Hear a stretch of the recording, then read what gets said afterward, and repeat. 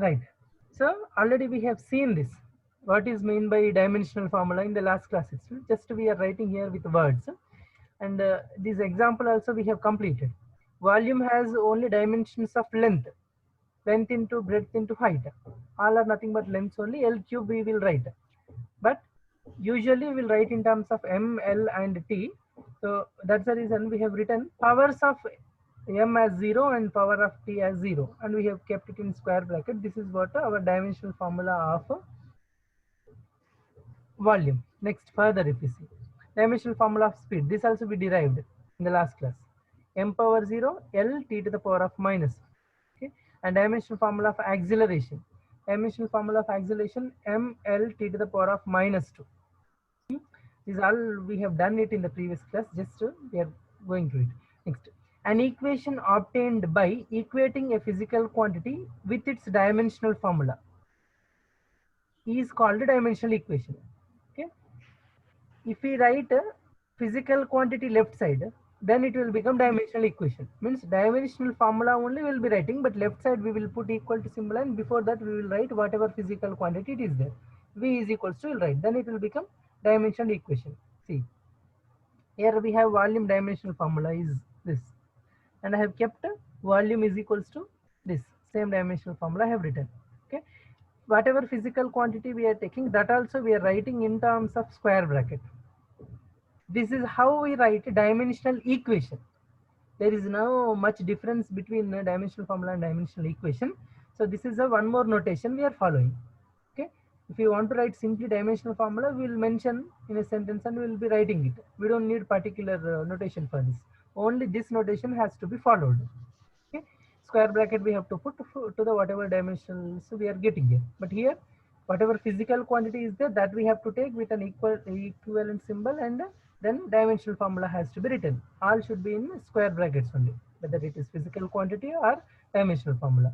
Next, velocity it is. This is capital V volume, this is small v velocity. Okay, this whatever here we have written in dimensional formula, the same thing I am writing as dimensional equation. Okay, next, acceleration. This is how we write dimension equations. Next, further if you see, uh, quantities having the same dimensional formula. I told you when I am deriving also, like we will, if we derive impulse and momentum, both will have same dimensional formula. Okay, so those two quantities like impulse and momentum will be having same dimensional formula. There are some other physical quantities which are having same dimensional formula. See, impulse and momentum. Next, work, energy, torque, moment of force, all these will have same dimensional formula. I derived it. Work I derived and energy also derived in the last class. I shown you, right? Those who are absent for last class, they can go through the previous video in my channel, and they can come to know easily what is the work dimensional formula, what is energy dimensional formula, and these are the further it comes. These I didn't derive. It will we can, if you know the formula easily, we can derive dimensional formula of it. Okay. Next, angular momentum, Planck's constant, rotational impulse, all these also will have same dimensional formula. Here, this question previously asked question, it is angular momentum and Planck's constant, previously asked a 2 marks question in intermediate public examination, right? IP. Next, stress, pressure, modulus of elasticity, energy density, all these also will be having same dimensional formula. There is a chance of asking question, mention physical quantities which are having same dimensional formulas. So you can write any of these. Okay? Force constant, surface tension, surface energy. So we have a number of things which are having same dimensional formula. Okay, and how to know dimensional formulas of all these? If you want to know dimensional formulas of all these, I have given that in the end, in the last slide. There, I'll show you how dimensional formulas are there for all the physical quantities. Okay, right. Next, dimensional analysis and its application. This is how do we use these dimensional formulas? Where we uh, use it mean, or how it is helpful to us, these dimensional formulas in regularly, so that we will see here now. So dimensional analysis is a tool to find, check relations among physical quantities by using their dimensions, right? Right, Like if we have some physical quantities, and whether whether relation is existing between them or not, to check it we will be using dimensional analysis. Suppose momentum is involved with mass and velocity, right? So momentum and this mass and velocity are related. Okay, so to check it whether whether they are uh, related or not, so we will be using dimensional analysis and we will find out if whether if it is not related, easily we will come to know it is not related. So how exactly it is, we will see with an example. So when magnitudes of two or more physical quantities are multiplied, their units should be treated in the same manner as ordinary algebraic symbols. Okay? That means how we will take numbers, how do we multiply and all, same case it will be involved in case of dimensional quantities also when it is multiplied. Next, when we can cancel identical units in the numerator and denominator, same multiplication and denomination process also same over here. Next, similarly, physical quantities represented by symbols on both sides of a mathematical equation must have same dimensions. Like if we have an equation y is equals to ax square plus bx and all, so whatever x units are there and a units are there, so those a units also, if it is there left side and right side, both side it should be balanced. Like how we will be balancing equations, same way here also we will be balancing equations in terms of their what we call constants also, we'll look into it. Okay. uh, See how dimensional analysis can be used. This is how, when we are doing them, what we follow, we have written here, over here. Like multiplication and division, we will do in the normal way only. When we are checking constants also, we should check constants units also if they are having dimensional constants. We had no dimensional constants and dimensional less constants. So we have to look after them also. Next, dimensional analysis can be used. How it is used, we'll see. To check dimensional consistency of equations, like whether the equation is correct or not. In such a way, I am saying this. Next, to convert units in one system into another system. So generally we do that units conversion of units from kgs to kgs to grams, kgs to milligrams. Generally, we know that. So that can also be done with the help of dimensional formulas. By using dimensional formulas also, we can convert units. Okay. Next, to derive relation, here it came, no. So if you know some two physical quantities are depending on some other physical quantity, then we can find relation among them. So that is what here. To derive relation between physical quantities based on certain reasonable assumptions. Like in Boyle's law, Charles' law, we will come across pressure is inversely proportional to volume, pressure is inversely proportional to temperature. Some relations we will come across there. Based on that, we will find a relation among them. Okay, of course, there will be some proportionality constant and all. So constants we won't consider when we take dimensional analysis. Okay, constant doesn't matter in this, because constants if they don't have dimensional formula, so we will omit them directly. Next, checking the dimensional consistency of equations. Here I said no, first one, dimensional analysis can be used individually. These three we will see one by one. To check dimensional consistency, so what we are doing, how their equations are correct or not, we'll see. The principle of homogeneity of dimensions means, principle of homogeneity means both sides it should be balanced. That is what it means. The magnitudes of physical quantity may be added together or subtracted from one another only if they have the same dimensions. Okay, this is what exactly I mean here is, just a minute. Suppose if we have some physical quantities, like wait. Now if we have some physical quantity, 50 grams some mass is there, and uh, 20 kg mass is there. So can we add these two? So directly we cannot add them. What we do, this 20 kg has to be converted into grams So what happens to 20,000 grams it will become. Then these two can be added, right? So these two can be added now, whereas here we cannot add them. Same units it should be. It should be in same units, then only we can add them. Or suppose something is there in 20 meters, something is there in 25 seconds. So we cannot add them because these two are involved with some two different physical quantities, right? So in such a case, addition itself, and anyhow it is not possible, addition or subtraction. But here it is possible when we convert this into grams. So that is what we are going over here. So what they are saying, if the physical quantities can be added together or subtracted from one another only if they have same dimensions. Same dimensions is nothing but same formula or same units. If they have same dimensions, it will come across, right? Now see, for example, initial velocity can be added or subtracted from final velocity because they will be having same dimensional formula as m0 L to the power lt to the power of -1. If they have different dimension formula, we cannot add them or subtract them. But force and momentum, force is mlt to the power of -2, momentum is mlt to the power of -1. So these two cannot be added or subtracted. So that is how it means. Next. I hope it is clear. We'll go with an example, we'll understand. So to check the dimensional consistency of v square plus u square plus 2as, v square is equals to u square plus 2as. See, I'll erase this. Then I'll right. Now, here we will be having in equations of motion in the class line. So what we write is v square minus u square is equals to 2as. We will be writing third equation of motion. We call that v square minus u square is equals to 2as.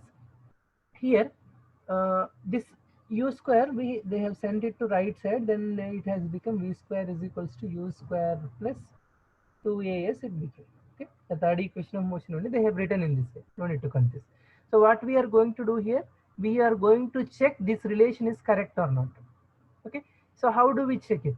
So we know v is what velocity, u is also velocity only. Okay? It may be final velocity or it may be initial velocity. Why I am saying both are same, because dimensional formula we are speaking about, both will be having same dimensional formula. So what are that? Velocity dimensional formula is what? m0 l t to the power of -1, right? This is velocity dimensional formula. And acceleration dimensional formula is what? m0 l t to the power of -2. Okay, this is acceleration, this is velocity, this is acceleration, and displacement dimensional formula is what? Simply l, m0 l t to the power of 0, right? So now if we use all of them here, so what happens? So square means v square means all these dimensions will get square. So it will become L square and it will become t to the power of -2 it will become. Anyhow, m power 0, we don't need to write it. So we'll go in this detail. Now, so what we are doing in this, see, the dimensions of quantities involved in the equations are, so what are that? U. What is that? Initial velocity. Already I have written U or V, same dimensional formula, U, V, A, and S. So this is already whatever I have written. So that is only it is represented showing here. Next, substituting these dimensions in the given equations. What happens? V square means this particular one square we will be writing. Okay. When we have written, we just substituted in this and I have written square. So what happens if we write square? L to the power of 2 it will become, t to the power of -2 it will become, m power 0. So we don't need to write it. Power 0 is there. In the end, we will write again. Now, note that the constant 2 in the term 2as does not have dimensions. Where here? That's the reason constant term I am not taking here when I am taking dimensional equations. When we are correcting, when we are checking it. Okay. Now, so here L square t to the power of -2 it became, and here also L square t to the power of -2, and here L is there, here L power 1, here L power 1, both combined. When we multiply them, L power 2 it has come. T to the power of -2, here t to the power of 0 is there, so this t to the power of -2 only came. Now, so we are having same dimensional formulas on both sides, left and right also. Okay, so when we add it also, suppose if we add, what happens? We'll get some 2 into, if there are two things are there. So anyhow, The constant, dimensionless constants we are omitting. So all are having same dimensional formula in the given equation. So what we can say based on this, the given equation is correct. Okay, that is how. Oh, no. So each term in the above equation is having same dimensions. Therefore, the given equation is correct. Okay, right. Okay. 1 second. Right. So we'll go with the next one. We have a note over here. That note we'll see, then we'll continue. So if an equation fails the consistency test, it is proved wrong. That is what it is. Nothing special in this. So if that is both sides, if you are not getting same dimensional formula, then the equation is said to be wrong. And by your mistake, if you write this physical quantity dimension as wrong, and if you end up with wrong assumption, then that's not correct way. So if you are writing dimensional formulas correctly, and if you are doing it properly, in the end, if you are not getting same dimensional formula on both sides, then it is wrong. Okay. Now, but if it passes, it is not. Uh, if it passes, it is not proved right.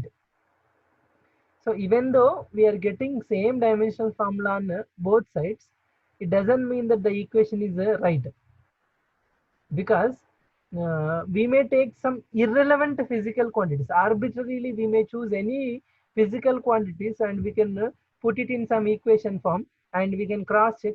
In the end, we may get it as a correct on both sides, but there may not be a relation between those two physical quantities. Okay, so it may not give accurate value. It means sometimes we may get both the random equation which we make arbitrarily, that may give same dimensional formula on both sides, but that doesn't mean that the equation is exactly correct as per dimensional formula. As per dimensional formula, it may be correct, but in general it may not be correct, right? A dimensionally correct equation need not be actually an exact correct equation, but dimensionally wrong, incorrect or inconsistent equation must be wrong. If it is dimensionally wrong, means wrong only, but generally dimensionally correct means it may not be, it need not to be correct equation. Okay. Example, there is a given equation. See here. So this we proved, right? This part we proved this, and they the same thing they have written in this way. Constant they changed, plus of 2as they have written. So what do we do when we are writing? Whether in between plus or minus is there, we won't worry, and whatever constants is there, we won't worry in dimensional analysis. So for this and for this, for both the equations, we will end up with same dimensional formulas. But this is the correct equation, this is the wrong equation. Okay. So that's the reason. If it is dimensionally correct, means it doesn't mean that it may not give correct equation. But dimensionally wrong means it is wrong only. Right? Next. Albert Einstein tried his famous mass energy equation. E is equals to m by c square, E is equals to m square by c, E is equals to m square c, etc. So means when he is doing, he might have done with the same dimensional formula. Finally, he settled with E is equals to mc square using dimensions, and then proved it, with the help of calculus.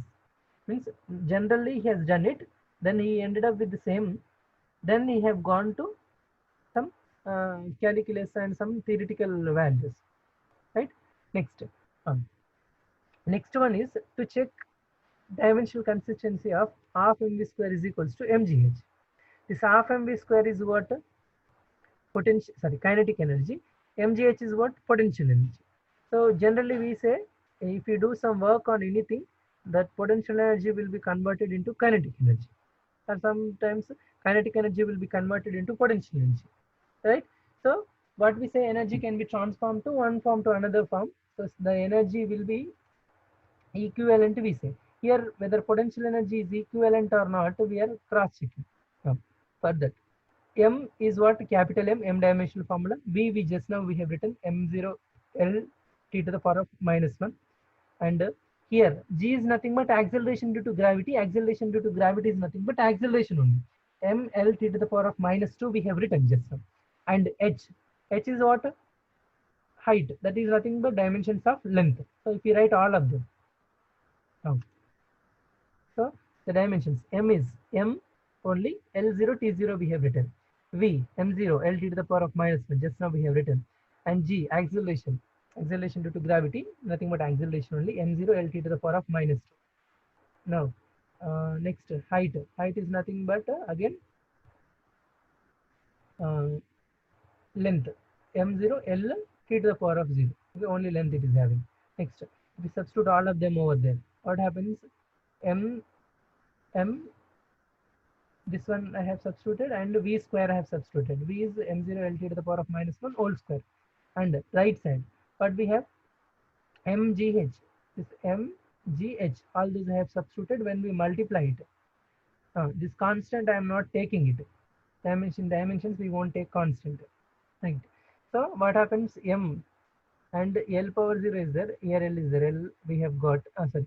Here L square t to the power of minus 2 it will become, because square is there. That square is coming over here. So L square t to the power of minus 2, and from here M, and left side also M is there here. M we have written, and L, here one L is there. Here one L is there. L square it is becoming, and here one t to the power of minus 2 is there. That has come as it is. Here remaining t to the power of zeros only. Okay. Now both sides it has come to same dimensional formula. Now what we can say based on this, the given equation is dimensionally correct. So that word should be used. The given equation is dimensionally correct, we say. We cannot say it is correct as per physical nature. If it is dimensionally correct, it may be correct. That is what we have seen in the last slide also. Okay, each term in the above equation is having same dimensions. Therefore, the given equation is dimensionally correct or dimensionally consistent. Right?